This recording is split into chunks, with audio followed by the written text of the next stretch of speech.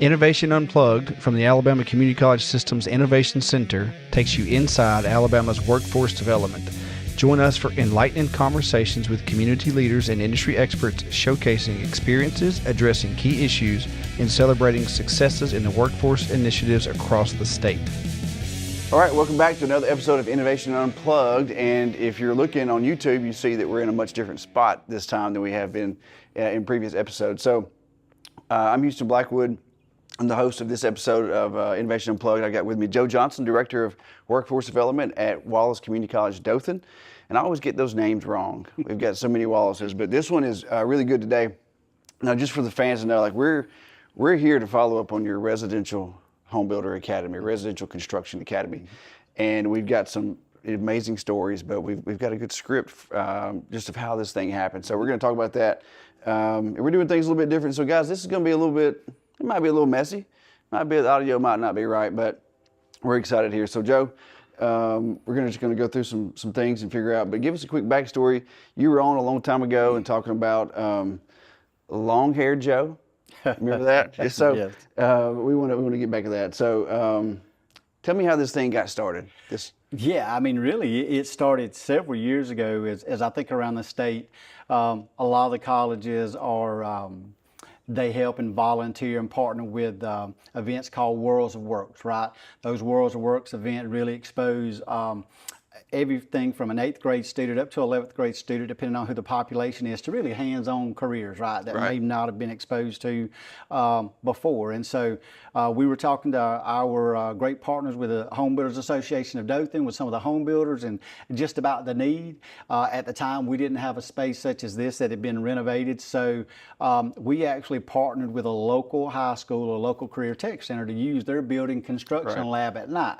So again, Home Builders Foundation supported us from a resource standpoint. We're able to kind of run a couple of classes over a couple of year period. And again, through the Innovation Center and through their assistance in kind of developing the training, it led us to be able to offer kind of standardized training, from career exploration to, at the end of the day, again, exposing those individuals to entry-level careers, right? And so in all the skills, everything from the soft skills to the hard skills that it takes to be successful. Yeah, awesome. So you mentioned some of those early community support partners that helped you get it stood up, and nothing happens in your community college service region without those partners. Correct. You got big ideas, but if they don't buy in, it doesn't happen. So Absolutely. we'll get to some more of that later. What were the biggest challenges to get this academy off the ground? Well, I think one is, I don't know if we would say it's a challenge, but an opportunity of making sure that you've got a qualified instructor, right? Y'all did a phenomenal job from, the Innovation Center of developing the training with that, I say input from the statewide task force, but having that competent person that's been there, done that for years, because again, the content is great, but we've got to find somebody that can take the content that they know and have done and have practiced for years and get it down to whatever population that is, right? So we were very fortunate to be able to find some great instructors. Again, the college's support, I can't really say enough about trying to renovate a space to where we can offer training such as this, right? Daytime, evenings, whatever the case may be. And then again, to your point, nothing's really going to happen. You're not going to get much traction in the community unless you have that buy-in from the actual industry partners themselves. Yeah. So all of that was a beautiful marriage, and here we are today. Yeah. Some of the groups you had were Cox Pools, Century 21, and not only did they support just developing and promoting it, but they were here. Yes. Like they were on site a couple times. Tell us more about how they were actually present, giving their time after work hours to help you. Well, I think, again, is kind of go back to Morella Collins, who's executive officer with the Home Builders Association of Dothan, as we were talking about, and Corey Boland with the Home Builders Foundation. As we talked about, we had the training, we knew we were having a space renovated, but at the end of the day, where the rubber meets the road again is with those industry partners, right? And so thankfully Morella was able to share some information with their membership. we, the college, were able to come and talk to the membership at their annual lunch and membership luncheon.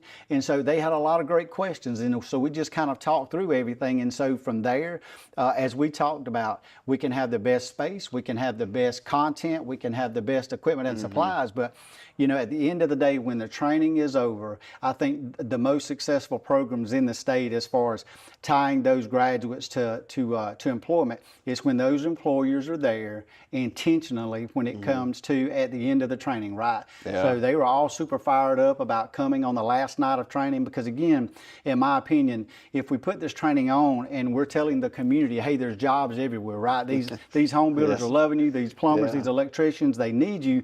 But if nobody's here, what does that really say to our students, right? Yep. So we could tell that the excitement when those industry partners started showing up here and those students were here working and they could see that they were there to interview them, they were fired up. Yeah. I think we've struggled with skills for success. That was, for a long time, that employer connection was something we didn't focus on. We are now. The colleges are collectively.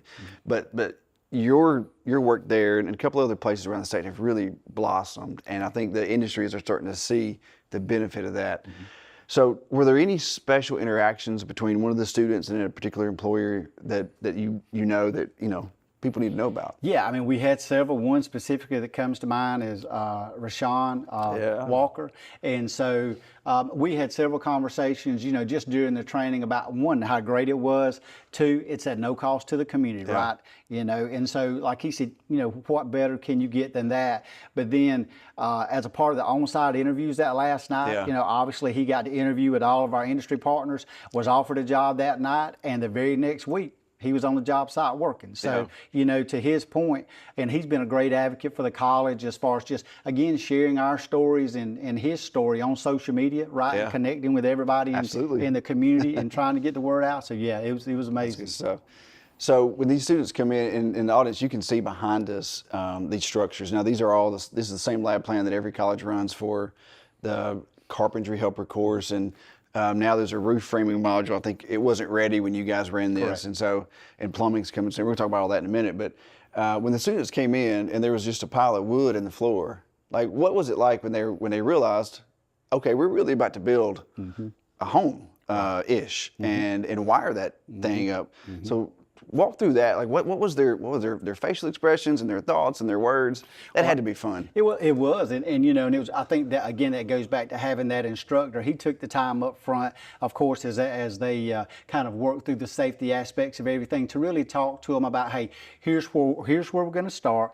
Here's where we're going to end, and this is really how this ties into, at a small level, exactly what you're going to see when you go into industry, right? Right. So as the very first night, you know, the very first day, when they're going through and they're understanding, of course, how to use that tape measure, how to use a square, how to use a skill saw, right?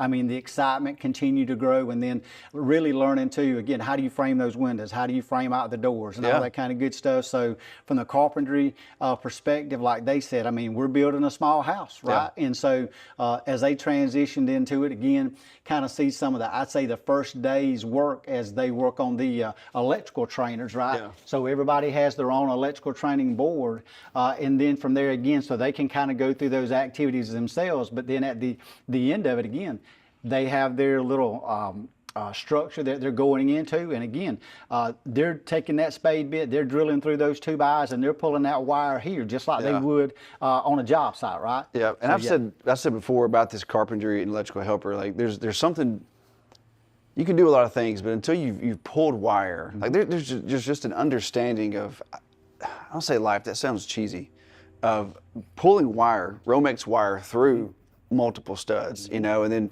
terminating it or drilling through and filling it when it's getting close, and then it pops through. Like, that's just an appreciation of something that I think a lot of students don't have anymore. Well, I think a great example was one of the students was talking about, to your point, is you're pulling that Romex through those 2x, right? If you've got a run of 2 or 3, 4 2x of spans that you're pulling through, you know, if you've never experienced that resistance, some may be a little worried, hey, am I pulling it too hard? But again, that's where the real world hands-on experience comes into play. Hey, you know you can put this much force on it. You're not going to hurt that wire, right? You know, how much force does it take to really strip back, you know, the insulation off that wire? How much should you do it? So again, talking about it, going through the online theory is great, and it gives them a really good understanding. But again, that's where the excitement was when they were here in the labs. Yeah. So when you look through those kids that are doing all these courses, how do you see it changing? Like for the community members, the students that just finished this one, the employers that see it now, how does this change the idea of this kind of training, these kinds of jobs in the Wiregrass area? Well, and I think, it creates excitement within the industry partners because they feel like and they know that we've heard them, right? Yeah. We've heard their voice.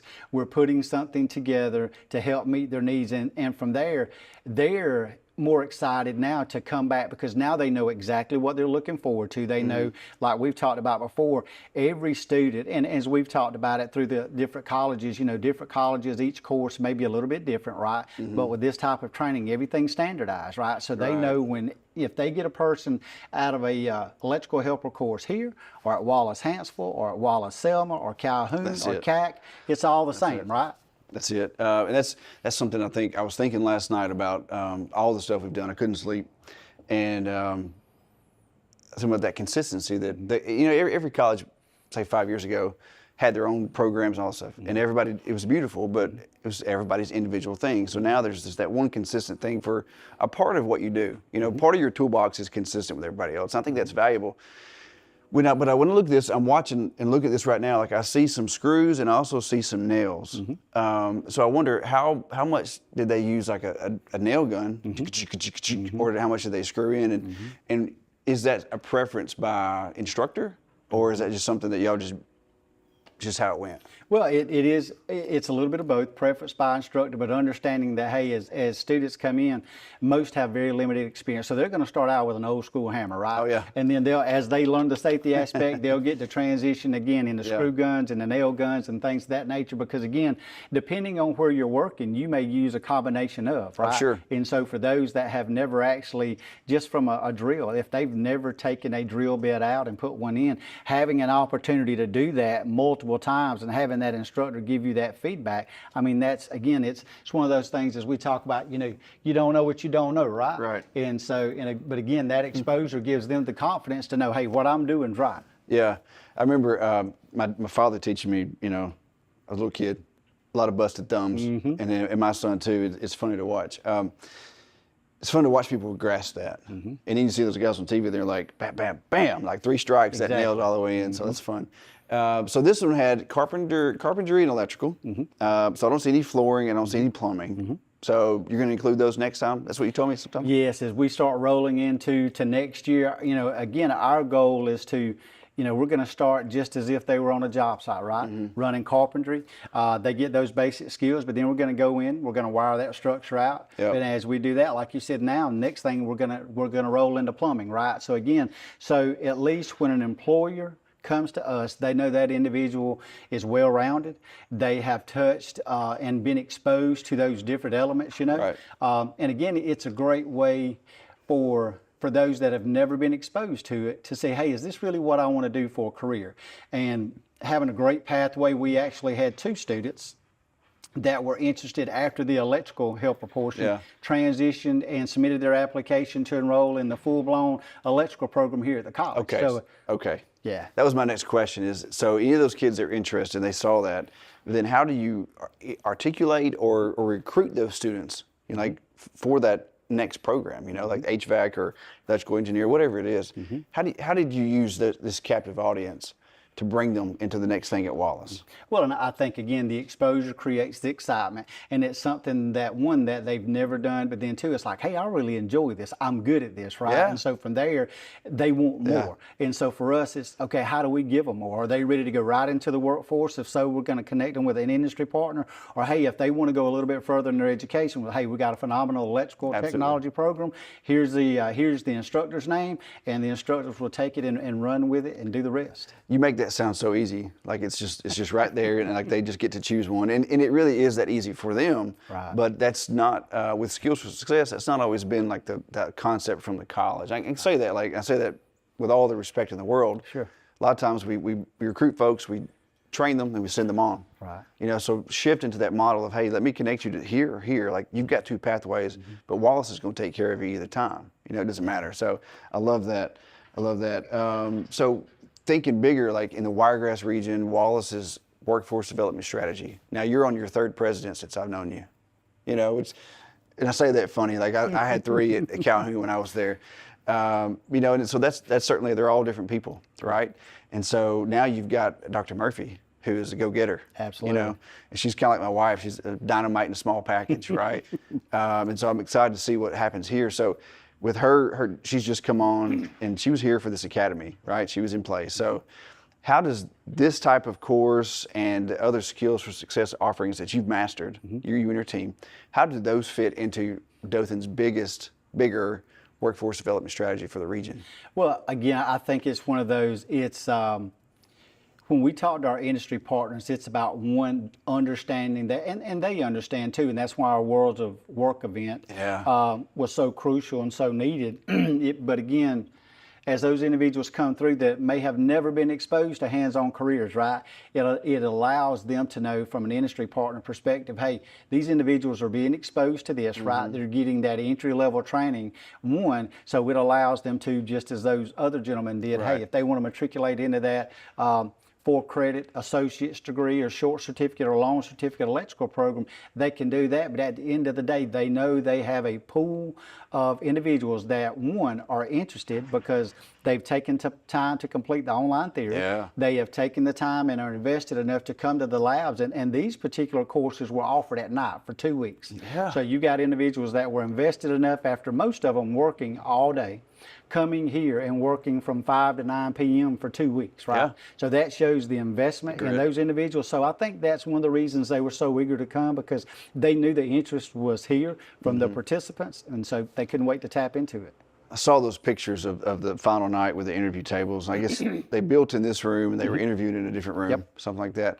I think that's really powerful. We interviewed on the show, on the podcast, a student from Trenton who had lived in Auburn, took CDL with Trenton State, and he worked all day and then went to class from 6 to 12 p.m., 6 p.m. to 12 a.m. Went home, got back to work by 6 a.m., you know, so his schedule was crazy. But an employer seeing those students go through all that, that's very powerful, you know, so it's cool that you can tell that story. Absolutely. So Joe Johnson is a blue-collar guy, always has been, grew up that way, you know, and you don't have to wear the blue collar anymore, but I think you're still that guy at heart, right? And that's why your programs do so good here. So when you see this program, you see your CDLs taking off. By the way, I saw one of your trucks go by last night. I was leaving the Kyoto Sushi. And I saw one of your trucks go by, very smooth, obeying all the traffic laws. But you stood up that program, and it's rolling. We can't keep up with invoices, you know, and I know that you're working towards a third party and all kinds of things. And so you stood that up. Your fiber took off, and you've got that established, and you've got all the other things that you do in general. What makes you the most proud about this type of academy that maybe it had been done in some form somewhere, but no one has taken skills for success and quite done it like this, this well? So what makes you the most proud of all that? Well, I think to me, it just shows the partnership, you know, because we talked earlier about really how we got here, right? Between talking to the industry partners at WOW, partnering with a local high school. I'm not for sure how many colleges, community colleges, can say that. I mean, we were partnering with a local high school to use their building construction space initially years ago. And so here we are. So I think, for me, I think what I'm most proud of is in the Wiregrass, in our service area, we all seem to pull in the same direction for what the common goal is, right? Which is that workforce, right? And so, again, starting here, leading to an associate's degree if it needs to, or anywhere in between. And I think, as we've talked about it a lot, it's not about when you finish this, you're done. This is one opportunity, right? When you finish this, it's really about on-ramps and off-ramps, in my opinion, and giving our students choices. Yeah, that on-ramp and off-ramp looks, it's crazy in today's world, what they can get to. How can folks get involved with you for the next round? What do they need to do to get a hold of Joe Johnson and get their people in this academy? I think, you know, we drive everybody to our webpage, which is wallace.edu/WFD. And for there, it kind of, you know, that's our central location for everything from CDL to carpentry helper, right? And so if you go there, it should have all of our information for our upcoming courses, my contact information, all of our teammates' contact information, because I'm just the person that gets to stand here with you and talk about the great things but, you know, we have have a phenomenal team that really does all the work, and they interface with the students, with the industry partners when they're calling in and trying to register people right. And so they do a phenomenal job of that. But really just kind of go into that website or that web page, and it should have all of our contact information. And from there, we're more than happy to help you, hold your hand all along the way. Yeah, y'all do that. We send those interest forms, and we never have to worry about your team responding to them. That was wallace.edu/WFD. Wallace.edu / Yeah, okay. WFD. Yeah. Yeah, right. And so for those listening that are not in the Wallace region, you can go to trainforalabama.com and then pick a course and fill out the interest form if you're an employer or a student, and get connected to their local college too. So a couple of the questions. And I love this one. In 5 years, we both might be retired in 5 years. I don't know. What are you toasting to? Of all this stuff that you do, you put on, you think about, you ask your team to do, you go out and you sell like a crazy person in the community. In 5 years, where is it and why are you happy about it on a Friday afternoon? Making a difference, making an impact, honestly. Yeah. And is talking about earlier, as corny as it may sound, to me, that's what it's about. Years ago, I was a graduate of Wallace, and I had somebody invest in me, teachers that invested in me that had not, I would not be standing here today. Right. So you can never underestimate, what a smile or a help, or do you need some help, or hey, let me plug you into that business, right, or this resource, the difference that it can make in somebody's life. So for me, that's why I wake up every day, is to make a difference in the community, and just honestly blessed to have industry partners and resources in the community that feel the same way. Yeah, that's not cheesy. If we turn that camera off, we could probably talk about it and get a little teary-eyed about the opportunity that we have. From being the teacher, the man, the teacher, the administrator, the whatever. We could get a little sappy if we weren't careful about it. Absolutely. Some of these folks. You really are changing their life. In some cases, maybe their family tree. Right. So it's a good story. Well, thanks for having us. You guys can see behind us, like, these structures are solid, and I've been around home building for a long time in my life, and this is a good thing, man. This is going to take off, and you add the plumbing and the flooring, and goodness knows what else you're going to put into this thing, Joe. It's going to be awesome. So, guys, that's our wrap up for this episode. Another episode of Innovation Unplugged here from Dothan, Alabama. And man, it's hot down here. It's hot, I think it's the last hot day of the year. It's supposed to get cool. But anyway, find us on all your podcast platforms, wherever you listen. We're there, Innovation Unplugged. And this is Joe Johnson. Thanks, Joe. Thanks, brother. Yeah. See you. Have a good day.